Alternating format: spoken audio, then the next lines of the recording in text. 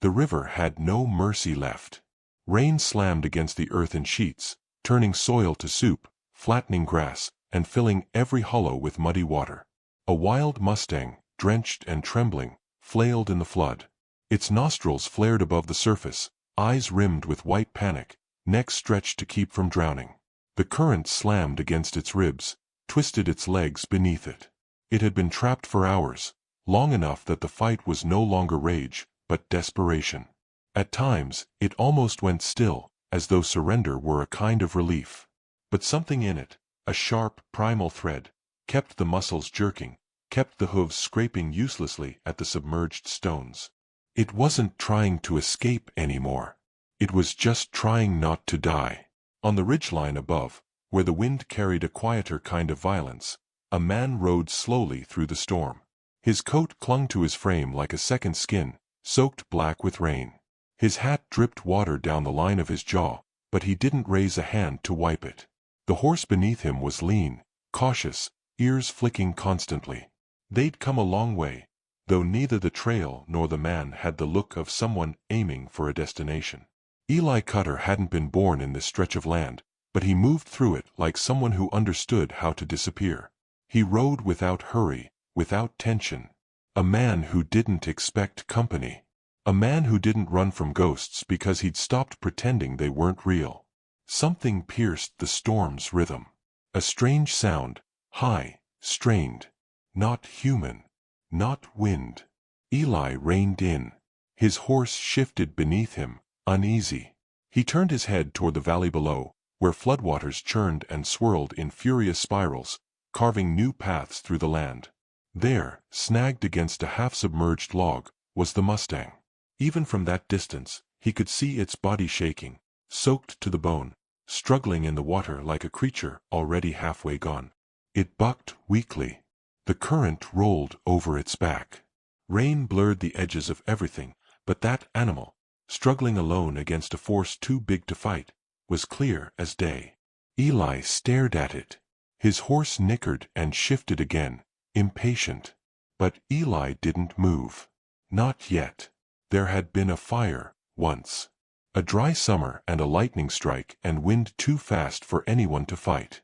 The barn went first. Then the fence. Then the house, all in the span of a night. The air had smelled like ash for weeks. He remembered the creak of burning wood, the scream of his wife as she vanished into the smoke, the silence after the roof collapsed. And afterward, the wind never felt clean again. He dismounted slowly. The mud sucked at his boots, but he moved with purpose, his shoulders stiff under the weight of rain and memory.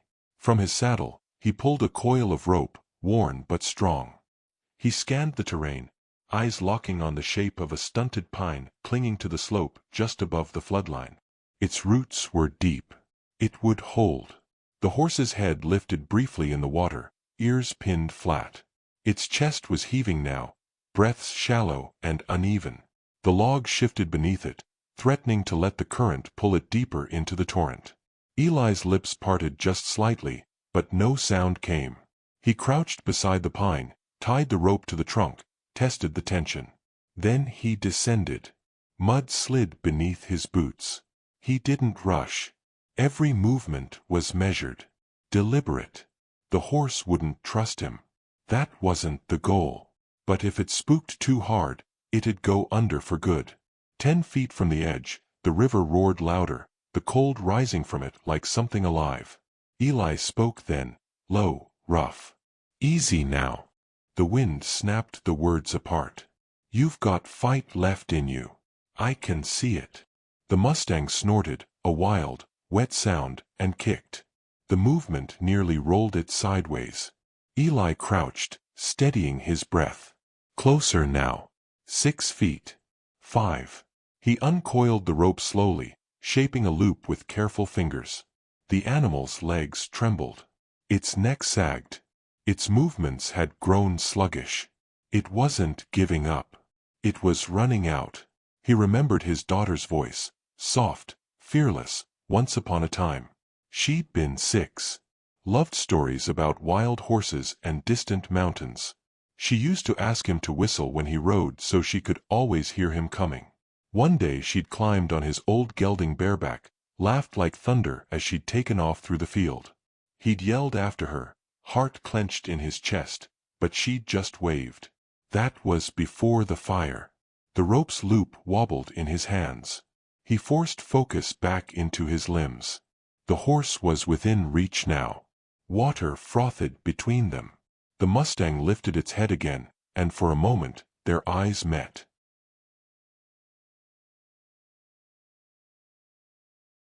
Then it kicked violently, and Eli slipped. Mud gave way beneath him. His body plunged sideways into the water, rope snapping tight around his waist.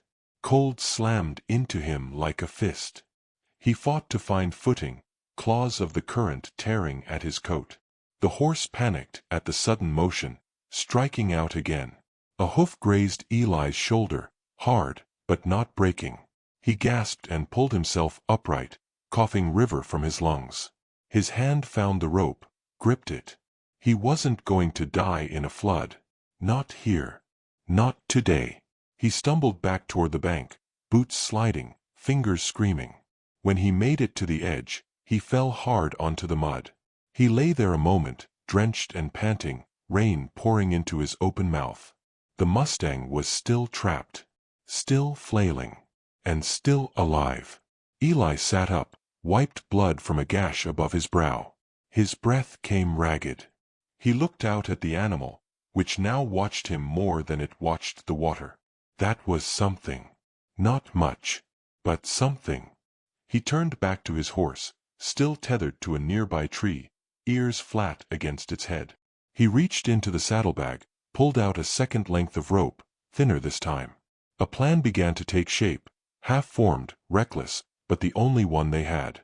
He'd need leverage. A tie point. He studied the terrain again. The pine would hold. If he could get the rope under the horse's chest, behind the forelegs, he could guide it, not drag it, but support it, nudge it toward a sloping part of the bank. But it would fight. They always did. He approached again, this time slower.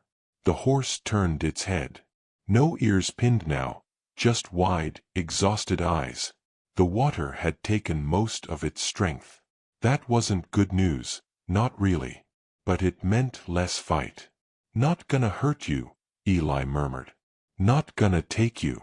Just don't wanna leave you here. His fingers trembled as he looped the rope. He felt the cold in his bones now, sharp, creeping. He couldn't stay in the water long. Neither could the horse. He stepped in again, rope in one hand, breath held. 3 feet. 2. He got the rope over its head. It jerked weakly. The log beneath it shifted, but didn't break loose. Eli whispered nonsense, half prayer, half lullaby. Easy, girl. Storm's passin'.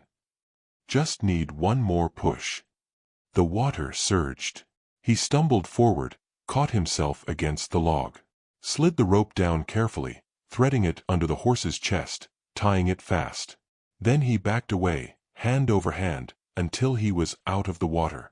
The Mustang didn't struggle. It just hung there, panting. Back on the slope, Eli braced against the pine, both ropes in hand. He dug in his heels, pulled. Nothing moved. He shifted, pulled again. The horse's legs found stone. It lifted slightly, slid a foot toward the shore. Another pull. Another step. Eli's hands bled.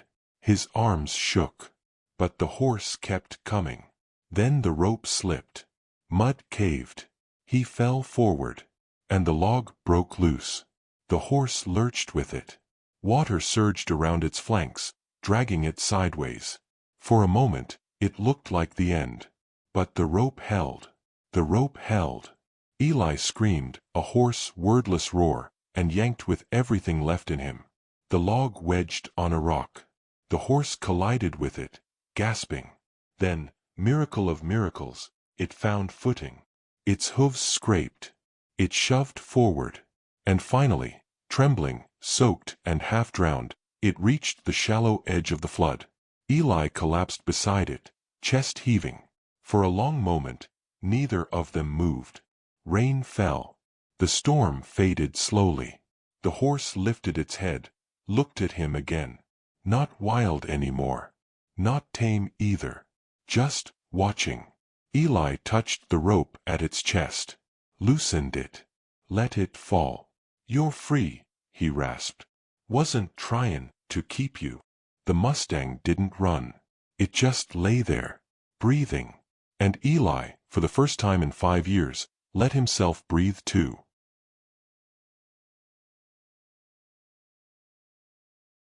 The Mustang slept. Not deeply. No wild thing ever did. But enough that its ears stopped flicking, enough that its chest rose and fell in something like rhythm. The storm had passed hours ago. The air smelled like pine bark and wet stone, the ground slick with runoff. A pale mist clung to the creekside, curling low like smoke from a dying fire. Eli didn't sleep. He sat propped against a half-buried boulder, coat draped over his shoulders, eyes fixed on the slow, steady rise of the Mustang's ribcage. His fingers still ached from the rope burns. Blood had dried beneath his nails. A smear of it traced the edge of his jaw where he'd wiped away rain and hadn't bothered to clean the rest. His boots were soaked through. His hat lay a few feet off, misshapen by mud. He didn't feel any of it. Only the weight. The weight of what he'd done. The weight of what he hadn't done in 5 years. When the first gray light began to seep into the valley, the Mustang shifted. One leg stretched out stiffly. Its head lifted a few inches. Then it froze, half risen, nostrils flaring. Eli didn't move. Just watched. The horse looked at him for a long time. Something in its gaze had changed. Less wildness. Not trust, no, not yet, but the panic was gone. What remained was the alert stillness of a creature deciding whether to bolt or stay. Eli finally spoke, his voice raw from silence. "I'd run too." The Mustang didn't. Not right away. It pulled its legs beneath itself, pushed slowly to its feet, and stood there, swaying slightly. Its flanks were streaked with drying mud. One shoulder bore a long scrape where the log had caught it. The hair was torn, the skin beneath angry and pink. But it stood. Eli let out a breath. Quiet. Almost reverent. The horse took a slow step forward, then another, hooves sinking slightly in the soft earth. It passed him. Close enough he could have reached out and touched its side. He didn't. It paused. For a heartbeat, it turned its head. Their eyes met again, no noise between them but the quiet hiss of water running through the rocks. Then it moved on, slipping between the trees, vanishing into the mist. Eli sat there long after it was gone. Later that morning, after the sun burned off the last of the fog, he followed the trail upstream, his own horse leading the way. He wasn't tracking the Mustang, at least, that's what he told himself. He just didn't want to head back toward the empty place he'd been calling camp for the last few weeks. His gelding moved with careful steps, ears perked. The land here was alive in a way it hadn't been since the fire. Birds called overhead. A squirrel chattered angrily from a low branch.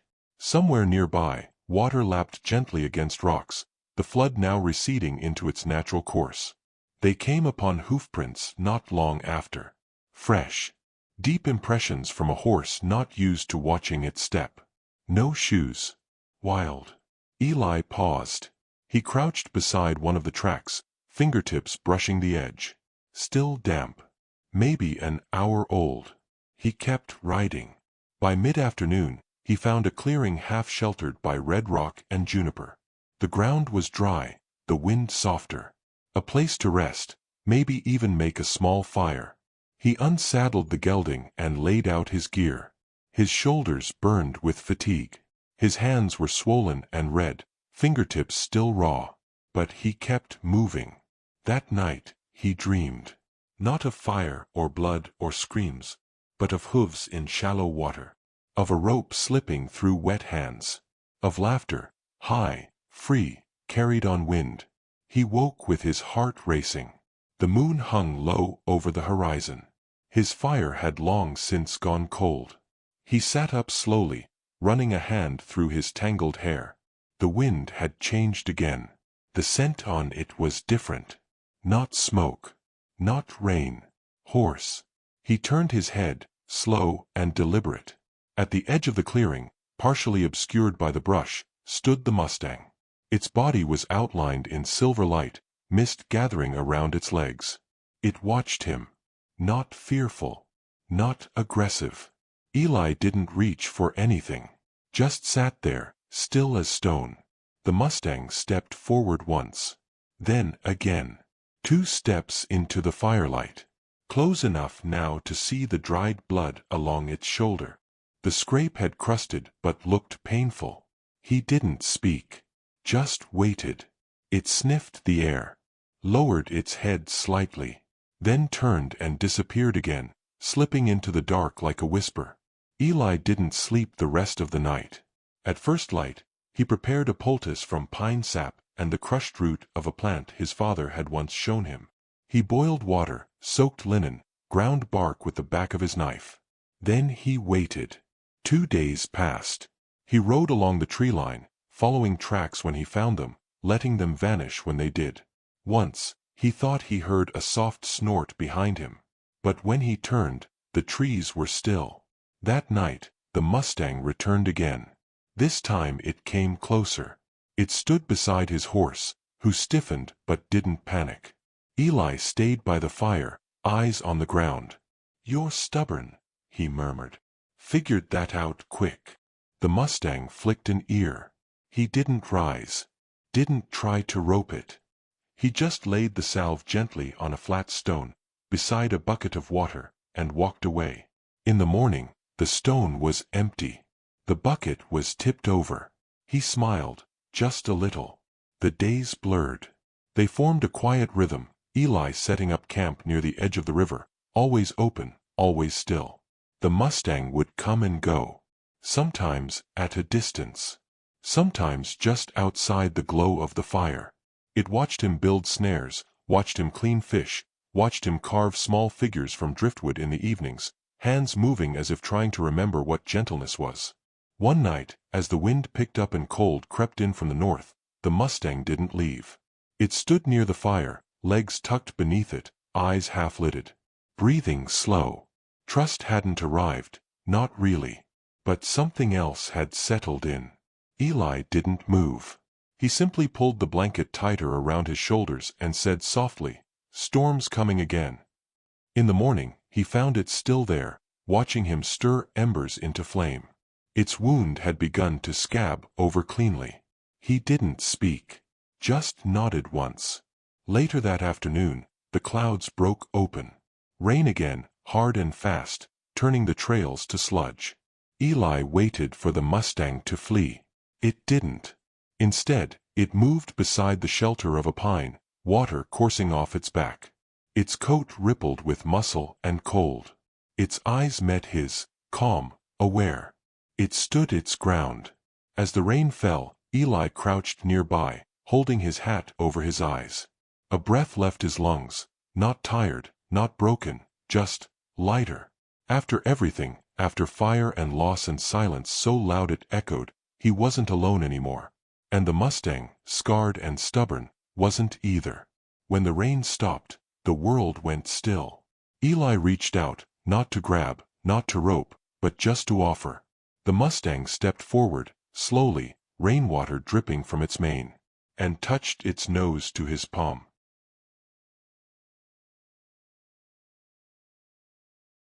The wind cut sharper now, thinner with the season's turn. Leaves clung stubbornly to their branches, but the air held the scent of frost. Winter was coming, not with drama, but with the quiet insistence of time that does not wait for permission. Eli felt it in his knees, in the way the morning light came later and the birds sang shorter. The earth was winding down, and every creature that could move was thinking of shelter. Even the Mustang. They hadn't spoken, not in words, anyway, but something had settled between them, fragile and unspoken. A shared silence. A recognition. The Mustang no longer fled when Eli approached. It let him close, let him brush the drying mud from its coat, allowed him to clean the wound on its shoulder with a gentle hand and quiet breath. He never tried to halter it. never dared to loop the rope. The bond was wordless and free, and he knew better than to cage the one thing in this world that had chosen him without being forced. The shelter he built wasn't much, just a lean-to, tucked beneath a red rock overhang where the wind wouldn't bite so hard. He hauled stones to shape a windbreak, gathered pine boughs to insulate the floor. His own horse rested nearby, content with the routine. But the Mustang watched him the entire time, eyes sharp, unmoving. It circled from a distance, grazing when the sun warmed the ground, drinking from the creek now running slow and clear. And at night, it stood within sight of the fire, head low, ears flicking. On the third morning of frost, Eli woke to a sound. Not the Mustang's breath or the whisper of wind, but hooves. Fast. Chaotic. He grabbed his coat and stepped outside, heart already tight in his chest. The Mustang galloped in the clearing, muscles slick with sweat despite the cold. Not training. Not play. Fear. Eli moved slowly, eyes scanning the treeline. And then he saw them. 3 men on horses, all of them hard-eyed and casual in the way that meant trouble. One wore a tan duster with a frayed collar, the kind bought new a decade ago and never once cleaned. Another held a lasso in hand, spinning it idly. The third just grinned like this was already over. Eli's voice came low. "Don't." The man in the duster turned. "You the one's been campin' up here?" "I am." He glanced at the Mustang, then back. "Pretty thing. Saw it 3 ridges over last spring, near broke my boy's leg. Thought it was long gone." "It's not yours. It's wild." "Wild don't mean untouchable." Eli took a step forward. The Mustang slowed its run, coming around to circle behind him. It moved close, closer than it ever had in daylight. The man with the rope smirked. "Looks like it's already broke." Eli's hand dropped to his side, not for a weapon, he hadn't carried one in years, but just to center himself. "It's not broke. It's just not runnin'." The third man laughed. "Same thing, far as I care." The Mustang stepped beside Eli, shoulder to his. It was breathing hard, tense, but it didn't bolt. The man in the duster spat into the dirt. "You're makin' a fuss over a stray. Ain't worth it." Eli's voice went quieter. "I buried 2 girls in the ash of a fire I couldn't stop. I watched my life break into pieces I never picked up. And for 5 years, I let silence do the talkin'. But this horse, it stayed. It didn't owe me a damn thing and it stayed. So you tell me, how much is that worth?" The men didn't answer right away. The one with the rope looked less sure. The third man scowled. The one in the duster shrugged. "You talk too much for a ghost." "Maybe I came back." They didn't ride off. Not yet. The rope twirled once more in the air, slow and deliberate. The Mustang shifted its weight, muscles rippling. One wrong move and it'd be over. Then, from the brush behind, Eli's old gelding stepped forward. Quiet. Calm. Not aggressive, but not backing down either. He moved beside Eli like a sentry. 2 horses. 1 man. All standing still. The rope man dropped his hand. "You keep your pet," the duster said finally. "But if it strays again, don't expect second chances." They turned and rode off, hooves dull against the frosted earth. Eli stood there long after they were gone. The Mustang didn't move. It simply exhaled, slow and steady, and leaned, just slightly, into his side. That night, the fire burned higher. He cooked beans with a little salt and shared an apple he'd been saving for winter. The Mustang sniffed it, then took it gently from his hand. No reins. No commands. Just a shared understanding. Later, as stars crept out from behind cloud, Eli carved again. The figure in his hands began to take shape. Not a person this time, but a horse mid-stride, mane carved with fine lines, head turned as if it had just heard something important. The Mustang lay nearby, legs tucked, eyes half closed. He looked over. "You've got no reason to trust me." The horse didn't respond, of course. But it stayed. The next morning brought frost hard enough to whiten the ground. Eli wrapped his hands before touching the axe.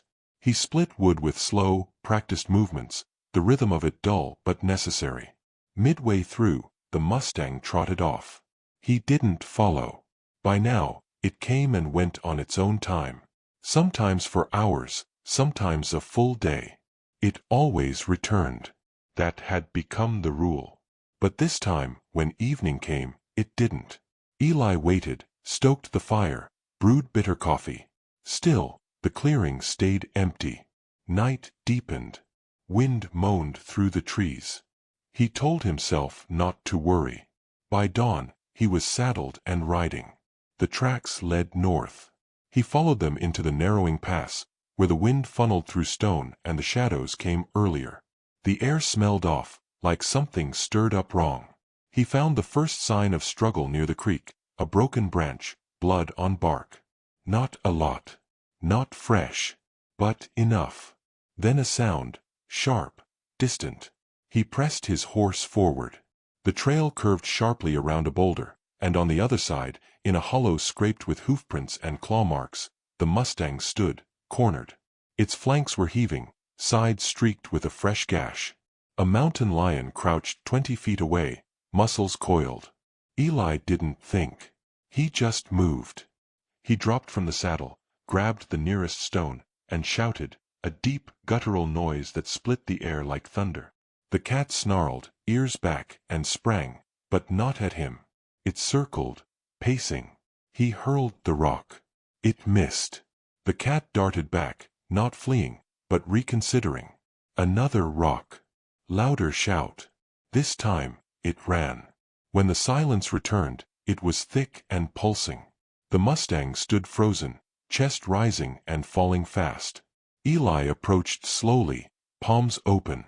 The wound wasn't deep, but it bled freely. You stubborn, beautiful thing, he murmured. He didn't rope it. Didn't try to lead. He just walked with it, slowly, step by step, as it followed him home. By the time they reached camp, the sky had begun to snow. Not heavy. Just enough to coat the world in silence. Eli cleaned the wound, pressed herbs into it. The Mustang flinched but didn't flee. When it lay down that night, it did so beside the fire, closer than ever before. And Eli, watching it breathe beneath the flakes, felt something he hadn't in a long, long time. He felt necessary.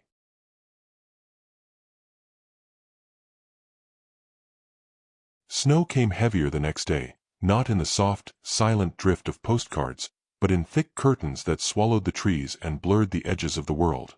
Eli woke to find the world covered in white, his boots half buried, the fire dead to a soft hiss beneath the powder. His fingers were numb as he gathered kindling and coaxed a flame back to life, his breath clouding in the pale dawn. The Mustang stood nearby, already dusted in snow, its mane stiff with frost. It didn't flinch as Eli approached. Didn't back away. He ran a hand gently along its neck, brushing off the snow. You're gonna need better than instinct out here, he murmured. The horse blinked slowly, as if to say the same thing. Eli fed the fire, melted snow for water, and rationed the last of the dried beans. Supplies were thin. He hadn't expected to overwinter. The pass would be too treacherous to cross now. He'd wait it out, like always. Alone, but not quite this time. The shelter held against the storm, barely. The wind clawed at the canvas he'd tacked between the rocks, rattled branches like bones. He reinforced it with more pine and grit. The Mustang remained close, not tethered, but choosing to stay under the cover of the overhang. At night, they lay close, him wrapped in his old coat, the Mustang curled beside the dying fire. He spoke in low tones sometimes, not expecting answers. He told it stories he'd buried, about Clara and May, about the way his wife used to braid ribbons into their hair and how they used to race him to the creek, always laughing, always barefoot. He told it how he'd failed them, how the fire came fast, and he wasn't fast enough, that he'd been 30 yards from the front door when the roof fell in, how no scream he made ever pulled them back, how silence became the only thing he trusted after that. The Mustang never moved. Just breathed. Steady. Present. Winter pressed harder. Days shortened into a few pale hours. Food dwindled. Eli laid traps but caught little, just a few lean rabbits and one lucky squirrel. He shared it all, tore the meat carefully, left half near the fire where the horse could take it if it wanted. It always did, never when he looked. One morning, he woke to find the Mustang nudging a half-frozen branch toward the fire pit. It dropped it, stepped back, and stared. He laughed, rusted and brief, but real. So we're a team now. Another storm hit. This one stronger. Wind screamed down from the north like it had vengeance in its teeth. The canvas tore away. Eli scrambled to lash it down, fingers stiff, eyes stinging. The Mustang braced against the wind beside him, hooves digging into the earth. At one point, the canvas slipped free, snapped like a whip, and caught Eli across the shoulder. He went down, wind knocked from him. When he blinked back the haze, the Mustang stood over him, head lowered, body angled against the storm like a shield. He pushed himself up slowly, tied the last knot, sat down hard against the stone. They rode the storm out side by side. The next morning, everything was quiet. The world looked remade. The horse nuzzled him once at the shoulder. A brief, unexpected gesture. Eli froze, then raised a hand slowly, laying it against the Mustang's cheek. Thank you. He never thought about ownership. Never gave it a name. The horse wasn't his. It never would be. But they belonged to the same silence now, to the same burnt and snow-covered places. In mid-January, he heard voices again. Distant at first. Echoed by trees. Too far to tell direction. He packed his gear without thinking. Quiet. Swift. The old instinct returned. Then hooves. The creak of leather. He crouched behind the brush, the Mustang beside him like a shadow. Two riders came into view. Different men. Not from before. These wore deputy badges and cold faces. Eli's heart pounded. He didn't know why. He hadn't done anything wrong, but time changes what a man feels guilty for. One called out. Seen fresh tracks. Might be squatters. The other grunted. Ain't much worth squattin' on up here. They passed within 20 yards, didn't look too hard. Just cold men wanting warmth, nothing more. After they vanished over the ridge, Eli exhaled. The Mustang didn't move. We keep movin', he said aloud. They'll come back. Might not care now, but they always come back. He didn't know where they'd go. Food was gone. The cold wouldn't ease. But staying meant being found. And some part of him, the part that still burned, wanted to protect what they had, even if it meant walking straight into nothing. He packed everything he had, what was left of the beans, the spare flint, a bundle of dried grass for tinder. He slung the saddlebag across his gelding, then turned to the Mustang. You're free to go. But I'm headin' west. Could be trouble.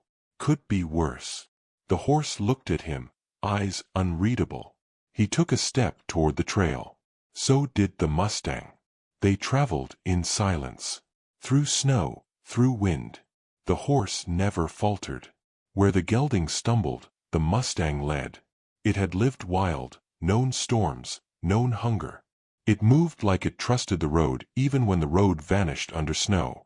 They crossed 3 ridges, skirted a frozen lake. On the 4th day, Eli collapsed. Fever took him fast, burning behind his eyes. He curled beneath the saddle blanket, shivering and blind with heat. The fire died without him knowing. He dreamed of fire again, not the one that took his family, but a new one. Warmer. Held in a stone ring, soft against his skin. When he woke, the Mustang was beside him. And the fire was burning. Twigs snapped in the pit. Snow melted in the pot. Something, instinct, miracle, dumb luck, had kept him alive. He didn't move, just let the warmth touch him again. When he sat up, hours later, the horse nickered softly. I'll never understand you, he whispered, voice cracked. But the Mustang stayed. By the time they reached a valley low enough to see green again, Eli had lost weight. His hands were trembling more often. But the light returned to his eyes. The frost in his chest began to thaw. They came upon a ranch fence one afternoon. New wood, clean wire.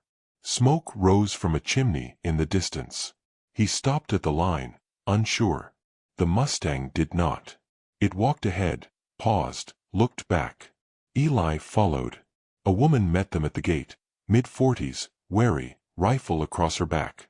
She looked at him like she'd seen ghosts before and wasn't surprised to see another one. "Storm's been rough," she said.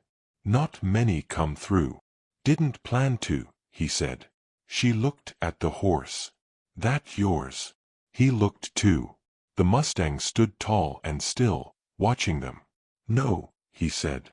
"Not really." She nodded once, then opened the gate. They stayed 3 days. Long enough for rest, soup, and stitched wounds. The woman didn't ask much, and he didn't offer. But she gave him a coat, a real bed, and a place to warm his bones. On the morning of the 4th day, Eli saddled the gelding. The Mustang stood nearby, untethered as always. "You could stay here," he said to it. "Fenced land. Easy feed." The horse flicked an ear. He mounted up, turned the gelding west. Didn't look back. But after 50 paces, hoofs echoed behind him. He smiled. They rode together across the open plain, toward whatever came next. No promises. No reins. No names. Just a man who'd lost everything and a horse that had survived the flood. And in the space between them, something whole.